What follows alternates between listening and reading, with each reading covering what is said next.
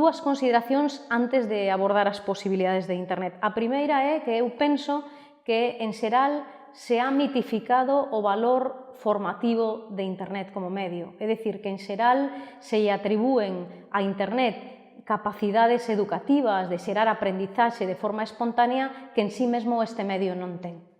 En todos os discursos, ou na meirande parte deles, dos políticos, dos propios expertos en tecnoloxía e ás veces tamén do profesorado ou dos educadores, parece que non se fai referencia ao papel indispensable do profesor ou profesora para provocar o aprendizaxe utilizando estos medios que son só eso, medios, mediadores, non? Entón, non é certo que Internet en sí mesma provoque o aprendizaxe, sino que depende, na meirande parte, da capacidade do profesor ou da profesora para xerar contextos e procesos e situacións de aprendizaxe. Outra cuestión importante que hai que ter en conta e que tampouco é frecuente caer nela ou considerala é que para facer un bo uso de Internet nas aulas hai que ter en conta que require moitísimo tempo de preparación do profesorado. É dicir, que require tempo para seleccionar medios, para planificar como introducilos, para garantir que os recursos están a disposición e require tempo tamén durante a realización das clases. É unha forma de interaccionar co alumnado diferente e moi personalizada e despois, porque a Internet encima, ademais, pois permite esa conexión 24 horas que expande os espacios de aprendizaxe máis alá dos muros da aula. E dito isto, respecto ás posibilidades de Internet, eu as sintetizo en tres tipos de posibilidades. A primeira, Internet, obviamente, nos dá a posibilidade de acceder a grandes cantidades de información moi diversificada, ademais, e que proviene, isto é importante, de persoas, instituciones e grupos. Neste sentido, Internet é unha fonte moi rica, pero sempre e cando o alumnado sepa dirixir as súas búsquedas, filtrar a información, seleccionar e tratala ata acadar o seu propio posicionamento, o seu propio coñecemento. Unha segunda posibilidad de Internet para min é que permite acceder non só a información, sino a persoas, grupos e experiencias moi diversas e de carácter globalizado, non solamente as que tenemos perto, as locais.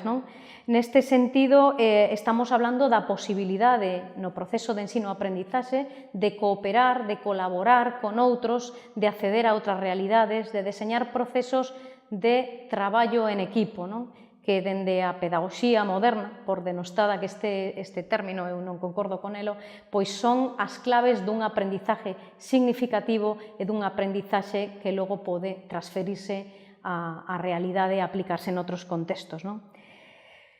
Unha terceira posibilidade de Internet sería a de acceder a múltiples e cambiantes ferramentas e servicios, e fundamentalmente hoxe coa versión de Internet evolucionada que coñecemos como web social ou Internet 2.0. Obviamente, é de indudable valor o conxunto de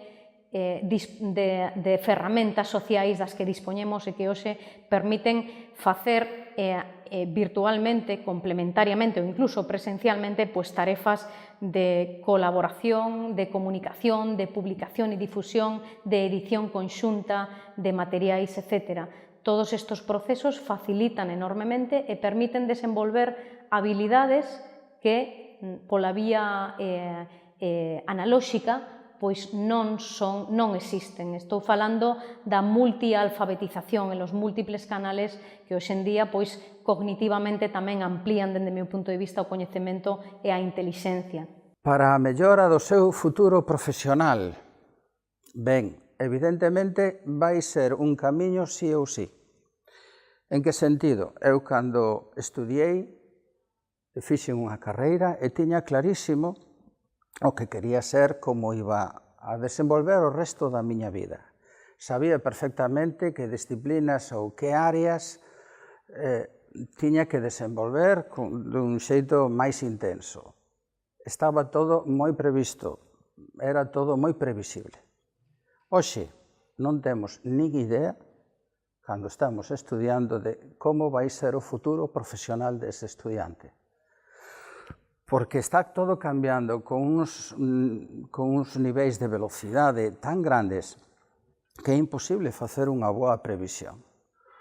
O que sí temos que ter moi claro é que quen sexa hábil manexando e sacando proveito, optimizando estes recursos, sí vai poder desenvolverse sen demasiados tropezos nese futuro onde a presenza do digital é incuestionable.